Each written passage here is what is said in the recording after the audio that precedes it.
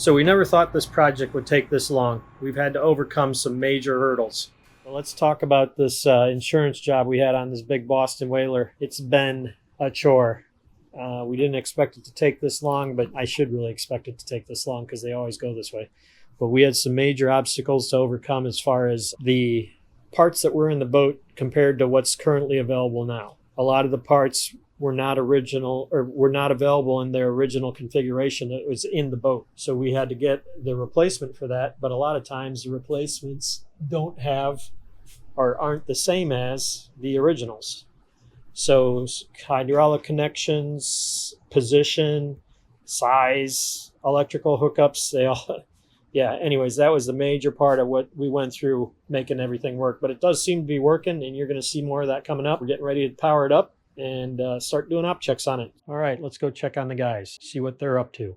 Okay, so I came over here and joined the guys because we were having the new generator installed on our long-term project here. And I was observing the amazing work that Mel has done. It's been a little bit since I've been over here, and I had no idea that he had all of the electrical stuff installed. So he's done amazing. And AJ is hiding back there because he's getting ready to help Mel slide this generator all the way in the back for install. So I'm going to have Mel tell us a little bit about some of the other hurdles that we've encountered here today and some work that we're going to be doing moving forward. One of the hurdles that we're going to be getting over is that's how we receive this brand new generator. So we need to make sure that that's okay so that we can get it hooked up and the power is going to work. Which isn't a real big problem because the cable we have is more than long enough. So if we have to shorten it by this much, we can do that. Cable itself, we just got to make sure that this cross-threaded nut will be able to go back on, but those are easy to get if we have to replace it. So it's not damaged that we can't install it. Main issue we got to worry about is the fuel tank because the boat went underwater. We're not sure if the tank took water in through the vent. I doubt if it went through the fill port because that wasn't that far underwater, but the vent could have been. So we're going to pump everything out of the fuel tank just to make sure. The new generator came with a different configuration than the old one, of course. The control box on this one is inside the enclosure. On the old one, it was on the outside of the enclosure. Some of the vacuum hoses and exhaust vent hoses are in different positions. So we may have to get some longer hoses to connect those. We just got to manhandle this all the way into the back because there's no way to get a lifting device to help us. And it isn't so heavy, it's just bulky. So we got to slide it back on these wood boards we got, get it bolted down. Chris would say that it's just awkward, right? Yeah, it is. It's not a... No, what Chris would say is all you got to do is this. That's what Chris would say. Yeah. All you got to do is just move a generator. That's it. All you got to do is what you got to do. Another day in paradise. We're making some progress here. We got her back in position. 2 fuel lines connected. Raw water. Wow, that looks pretty good. Got that fixed. It's amazing what you can do with a little bit of ingenuity. So we just turned the cable around. The bad end is going to be at the other side cut off. But we got some different configuration on the new generator compared to the old one. On the old one, these 2 hoses here came out the back, and we've got a vent brake here. Don't know if you can see it right there. And then those come out the back. A little different place than the other one. So yeah, we're getting her in. So now we got to push it all the way back in, get the mounts on, connect the exhaust hose on the back. Then it'll be installed as far as we can go. We've got some wiring issues that we've got to figure out. The old one has remote start, remote stop panel, so we have to find the connections. They're different than the other one. Get out the wiring schematic and do that. That'll be it for that. And then we've got a pump. We're going to remove the fuel line here from the tank, so we're not running anything through the filter system. And pumped out the old fuel or water and fuel, whatever. We don't know what's in there, so we'll find out when we start pumping. Okay, well, we got her all in position. We got the pass-through for the wire. fixed. We got the wiring fixed. And, just in case anybody thinks this is fun and easy, we'll just take a look at where we got this guy back here. And, there's so much room back here. You can play baseball. I can take a nap. Well, that's what you've been doing all day. What are you talking about? All right, buddy. Anyway, but yeah, this is what we're up against on a day-to-day basis. We will get it done for you. Tomorrow. We're back on the sunken mechanical walker boat. Yesterday we got the generator in fully, which was a pain in the rear, it really was. Today we're figuring out how to get the new control panel working, because the old one, the wire for it was a 5-pin, the new one's a 4-pin. We're trying to figure out the best way to run it. So what do you think, Mom? I try not to. Makes my head hurt. Makes your head hurt. No, we just have to use the existing harness that's in the boat and connect the new harness to the existing harness. And then another issue we're having is that we got a new control panel with the generator. So I came down here just to get it swapped over. Here's the old one, and the new one, for some odd reason. So the new one, for some odd reason, that fit like this. That fit like, how it's supposed to be up and down. But it did fit sideways. So we also have to kind of shave the sides here to make this fit a lot better. So we need to do that as well. And then figure out this wiring situation. So we got a lot ahead of us, a lot in store for us. No good.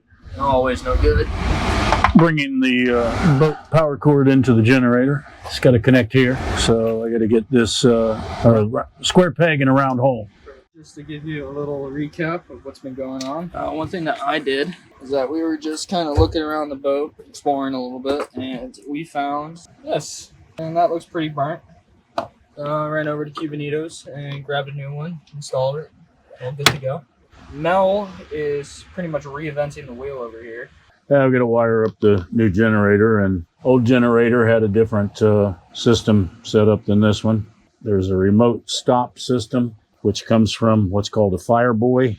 And when you activate the Fireboy, it's supposed to shut the generator off automatically. There's already a push to stop button, which is the same as a remote stop button, or it uses the remote stop circuit. So I have to rewire the remote stop we have on the boat. I believe I have to put it in with this remote stop switch. When you push this button, it breaks a circuit between pins 1 and 2. I'll take the one from the boat side, this one, take one of the wires out, connect one of the wires here, and then put this on whichever pin I took out. So that'll make both of these remote switches work. So you can still use the push to stop and the stop button on the display? No, for the Fireboy. Oh, for the Fireboy. When you go to normal stop, it uses the fuel control. This is more like an emergency stop. And of course, the Fireboy is a fire system, so if you have a fire, you want to turn the generator off as quickly as possible. Just slowly but surely cranking away. And all of this stuff Checking one thing off the list at a time. does not fit just right, of course. Right now, today, we're going to be back on that project boat that AJ's been diligently working away at, getting everything put together and wired up. So I put the batteries in last week. We got the new controller for the trim tabs. We got to put that in. New wire harness is a little bit different than the one in the boat, so we got to figure out what the difference in the wiring was and why. Just little things we got to take care of, so we're going to get on that. I'll show you inside the boat what we've done and how well it is, and then we'll be all right. And another beautiful day here in the Keys, as you see. Good boating day. It would be a good day to be out fishing. Sailboat kind of. And then, some derelict boats we got, but that's just anywhere you go that they have boats. Oh, well, That's the just plan. a little update on this project boat we got down in the equipment room. So now we got the generator in, all wired up, seawater connected, You got the strainers in, I see. fuel lines connected, got all the strainers in, got the bilge pumps in, switches for the bilge pumps, those are good. Got my batteries on the starboard side, batteries on the port side, all the way up. All the battery switches, remote battery switches, and charge control relays. Fireboy's in. We've got a trim tab controller to put in yet. That's going to go right down here where you see this blue tag that says Lenco controller. Get that in, but we got to change the wiring harness here, I think, because I looked at the one that came with it, and it's a bit different. The controller is the same. So that little guy, he goes down here. Goes down in here on the wall and then gets connected to this plug here. So the new wiring harness is laid out a little bit different. So I just got to check and make sure that my wiring's the same. And I believe some of these connectors here is where I need to go with this. I got some of these.